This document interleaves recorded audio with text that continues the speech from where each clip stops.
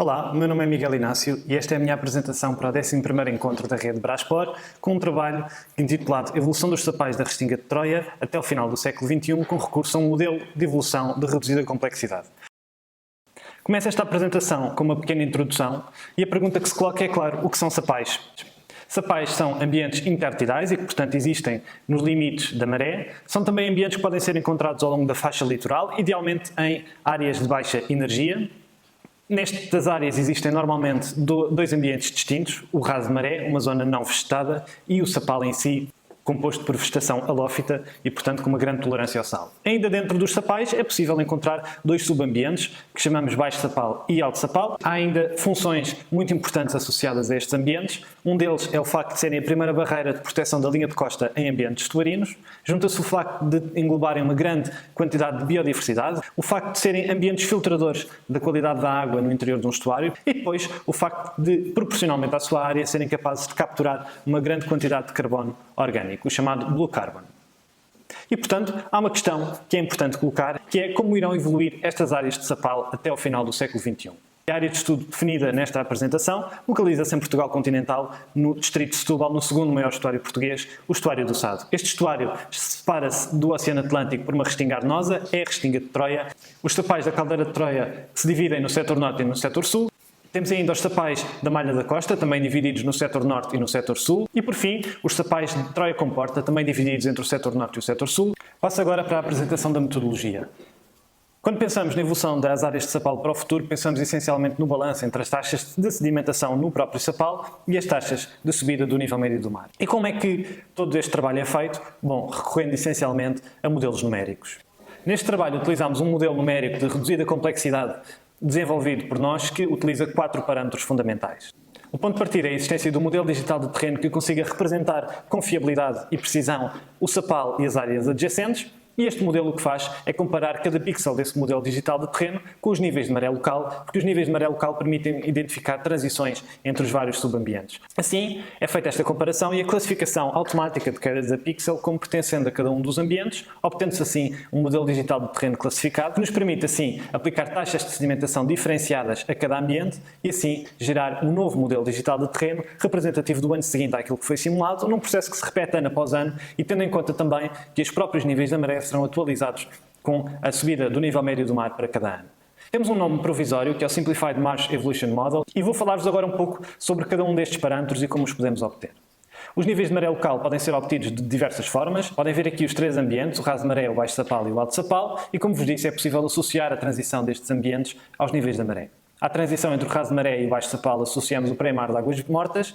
À transição entre o baixo e o alto sapal associamos o pré-mar médio e ao limite de crescimento do alto sapal associamos o pré-mar de águas vivas. E, portanto, foi necessário obter estes níveis de maré, o mais lógico foi obtê-los através de dados dos marégrafos. E assim, obtivemos cotas representativas dos níveis de maré nestes sapais. O outro parâmetro diz respeito ao modelo digital do terreno e aqui trabalhamos com o modelo digital de terreno obtido através da técnica de detecção remota LIDAR. Quanto aos cenários de subida do nível médio do mar, temos um primeiro cenário do IPCC, utilizamos o IPCC RCP 4.5, é um cenário mais conservativo, com uma taxa de subida do nível médio do mar para 2020 de cerca de 4 mm por ano e uma aceleração constante de 0,03 mm por ano ao quadrado. Isto traduz-se em 65 cm de subida do nível médio do mar até 2100.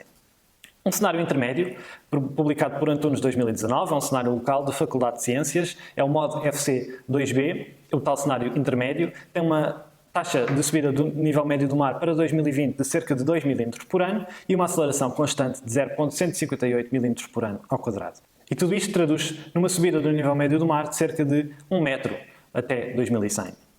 Depois um cenário mais gravoso, o cenário da NOAA, o NOAA Extreme, este aqui com uma taxa de subida do nível médio do mar para 2020 de 9 mm por ano e uma aceleração constante de quase meio milímetro por ano ao quadrado e tudo isto traduz numa subida superior a 2,5 metros até 2100.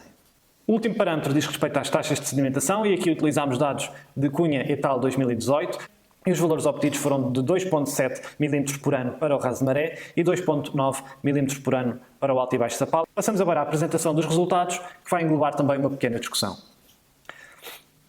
E vou apresentar-vos os resultados consoante cada cenário de subida do nível médio do mar. Assim, o primeiro caso, quando o mar vai subir apenas 65 cm até 2100, e o que podemos esperar caso o mar suba apenas 65 cm até 2100, é que não hajam alterações muito significativas até ao final do século. Podemos ver ainda dois exemplos, o caso da caldeira de Troia Norte. A área é praticamente a mesma, vemos alguma alteração entre a distribuição de alto e baixo sapal, com o baixo sapal a ganhar alguma dominância em relação ao alto.